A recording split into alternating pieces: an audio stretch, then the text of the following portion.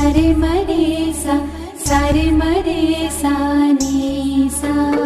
छोटी सी उमर परणाईयूं बाबो सा काई ठाड़ो कर्यो मैं कसूर हो।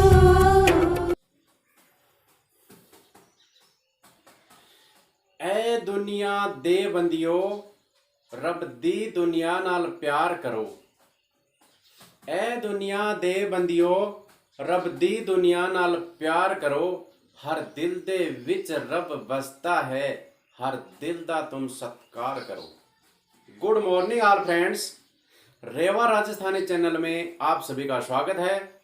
तो दोस्तों, आज हिंदी कक्षा 12 अध्याय 3 कवि हैं रहीम। इनका पूरा नाम अब्दुल रहीम खान खाना था। खान ए खाना अकबर द्वारा दी गई एक उपाधि थी। देखिए उनका जीवन परिचय। रहीम कवि परिचय देखें। अब्दुल रहीम खान खाना का जन्म 17 दिसंबर 1556 को लाहौर में हुआ था। इनके पिता का नाम बैरम खां, जिनके संरक्षण में अकबर ने 13 वर्ष की उम्र में शासन की बागडोर संभाली थी और उस शासन का संचालक के बैरम खां ही थे। उनकी माता का नाम सुल्ताना बेगम था। रहीम है ये राजा अकबर के दरबार के जो नवरत्न थे उनमें से एक थे। इनकी पत्नी का नाम महाबानू बेगम था। इनके 5 संतान थी। इनका निधन 1 अक्टूबर 1627 ईस्वी में हुआ था। देखें साहित्य परिचय। इनकी भाषा हिंदी ब्रज भाषा और अवधी भाषा है। भक्ति काल के अंदर ये पैदा हुए थे। इनकी प्रमुख रचनाएं हैं दोहावली, बैरवे नायिका भेद, रास पंचाध्यायी, मदनाष्टक और नगर शोभा है। रहीम है ये बड़े उदार दिल के कवि थे। कहा जाता है कि अकबर के दरबार में गंग कवि ने इनको 2 छंद सुनाए थे और उन दोनों छंदों पर प्रभावित और प्रसन्न होकर इन्होंने गंग कवि को 36 लाख रुपए का इनाम दिया था। कितने बड़े हृदय के कवि थे। देखिए रहीम के दोहे।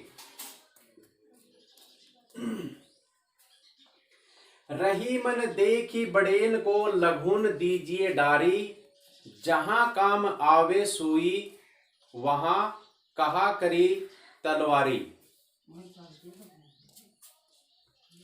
इसका प्रसंग होगा। प्रस्तुत दोहा महाकवि रहीम द्वारा रचित है। इसमें उन्होंने सीख दी है कि बड़े लोगों की संगत मिलने से हमें छोटों का साथ नहीं छोड़ देना चाहिए। देखिए व्याख्या। रहीमन देखी बड़ेन को लघुन दीजिए डारी, जहां काम आवे सुई कहा करे तलवारी। रहीम जी कहते हैं कि बड़े लोग अगर हमारी संगत में आ जाते हैं या हमारे बड़े लोगों से जान पहचान बढ़ जाती है तो हमें छोटे लोगों को, जो हमसे गरीब हैं, उन लोगों का साथ नहीं छोड़ना चाहिए।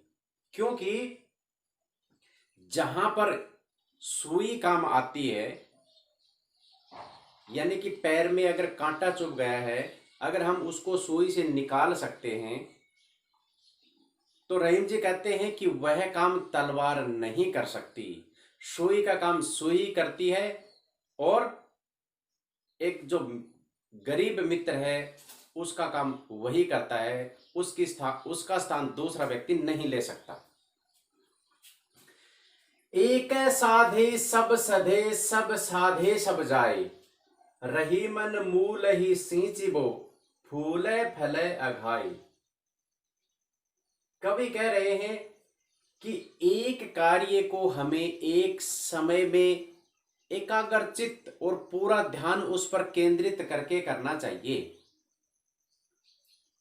यानी हम कोई भी कार्य करते हैं, उस कार्य को करने के लिए हमें उसी एक कार्य पर हमारा पूरा ध्यान होना चाहिए, पूरा ध्यान केंद्रित होना चाहिए। सब साधे सब जाए, और एक साथ हम कई काम करते हैं तो पूरा काम उनमें से कोई भी नहीं हो पाएगा, क्योंकि हमारा ध्यान है वो कई जगह बंट जाएगा। रहीमन मूल ही सींचिबो, कवि रहीम जी कहते हैं कि हमें जो पेड़ होता है उसकी जो जड़ होती है, मूल, उसको सींचना चाहिए, उसी में पानी डालना चाहिए। फूले फले अघाए, जिससे वह भरपूर मात्रा में फलता फूलता और पल्लवित होता है। देखें तीसरा दोहा, कदली सीप भुजंग मुख, सवाती एक गुण तीन। इसमें कवि ने संगत के प्रभाव का वर्णन किया है। कदली होता है केला, सीप समुद्र में पाया जाने वाला एक जीव होता है जो मोती का निर्माण करता है, भुजंग सर्प होता है। कवि ने वर्णन किया है कि स्वाति नक्षत्र में जब बारिश होती है तो उस समय वर्षा की बूंद अगर कदली यानी कि केले के पत्ते पर गिरती है तो उसका कपूर बन जाता है। अगर सीप के मुख में गिरती है तो उस सीप बूंद का मोती बनता है। अगर वही वर्षा की बूंद भुजंग यानी सर्प के मुख में गिरती है तो उसका गरल यानी कि जहर बन जाता है। जैसी संगत बैठिए तैसो ही फल दीन। वर्षा की बूंद एक है, वो समान है, लेकिन उसने जिस जिस की संगति की, उस संगति के प्रभाव से वह अलग अलग रूप धारण किए। तो हम जैसी संगति में बैठेंगे उस संगति का प्रभाव हमारे जीवन में अवश्य आएगा। इसलिए सद्संगति ही हमें करनी चाहिए। काज परे कछु और है, काज सरे कछु और। कवि कहते हैं कि व्यक्ति को किसी दूसरे व्यक्ति से कार्य पड़ने पर उसका व्यवहार है वो बदलता रहता है। जब हमें किसी व्यक्ति की जरूरत होती है तब हम उसकी खुशामद करते हैं, और जब हमारा उस व्यक्ति से काम निकल जाता है तो हमारा व्यवहार पहले की बजाय बदल जाता है। क्यों? कि हमें उससे कोई मतलब नहीं है। रहीमन भंवरी के भय नदी सिरावत मोर।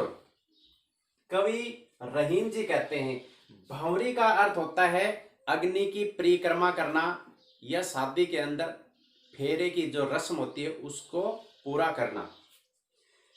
कि जिस प्रकार से मोर होता है, सेहरा होता है, शादी से पहले हम उसको अपने सर पे धारण करते हैं, उसका सम्मान करते हैं, लेकिन शादी संपूर्ण होने के बावजूद हम उसको नदी में बहा देते हैं। तो कवि ने इसमें क्या बताया है कि अवसर पड़ने पर आदमी के व्यवहार में परिवर्तन होता है। जैसे काम निकल गया पहचानते नहीं, काम निकल गया पहचानते नहीं, यूं जा रहे हैं ऐसे जैसे हमें जानते नहीं।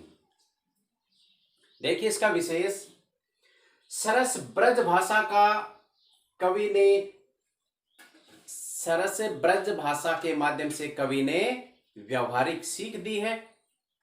उपदेशात्मक शैली का इसमें प्रयोग हुआ है क्योंकि कवि ने उपदेश के माध्यम से सीख दी है। अनुप्रास और दृष्टांत अलंकार का इसमें प्रयोग हुआ है। जहां काम आवे सुई कहा करे तलवारी, कदली सीप भुजंग मुख और रहीमन भंवरी के भय।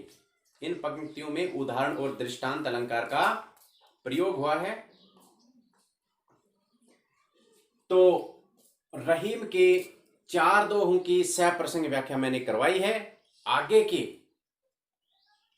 दोहे हैं उनकी सप्रसंग व्याख्या देखने के लिए मेरा अगला वीडियो जरूर देखें और मेरा वीडियो आपको पसंद आया तो लाइक और सब्सक्राइब जरूर करें। धन्यवाद।